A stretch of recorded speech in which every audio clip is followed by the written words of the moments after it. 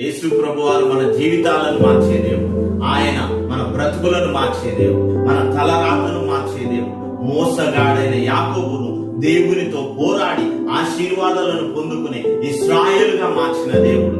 అమ్మబడిన యోసేపును ఆహార శాఖ మంత్రిగా మార్చిన దేవుడు. దాస్యత్వంలో ఉన్న దానియేలును దైవ జ్ఞానిగా మార్చిన దేవుడు. గొర్రెలను కాచుకునే దావీదును ఇశ్రాయేలు రాజుగా మార్చిన దేవుడు. మానవ జీవితాన్ని మధురంగా మార్చిన దేవుడు. అన్నిటికంటే ముఖ్యంగా ఒక పాపిని పరిశుద్ధునిగా మార్చి ఆ పరలోకాన్ని ఇచ్చే దేవుడు. ఆయన ప్రేమను రుచి చూసిన ఎంతో మంది నరాంతకులు మారారు, నక్సలైట్లు మారారు, కరడుగట్టిన ఉగ్రవాదులు మారారు, దొంగలు ధ్వరలుగా మారారు. ఎంతో మంది పాపులు పరిశుద్ధులుగా మార్చబడ్డారు. ఈ వాక్యం వింటున్న ప్రియ సహోదరుడా, ప్రియ సహోదరి, నీ జీవితాన్ని ఆయన చేతిలో పెట్టగలిగినట్లయితే ఆయన నీ జీవిత గమ్యాన్ని, నీ స్థితిగతులను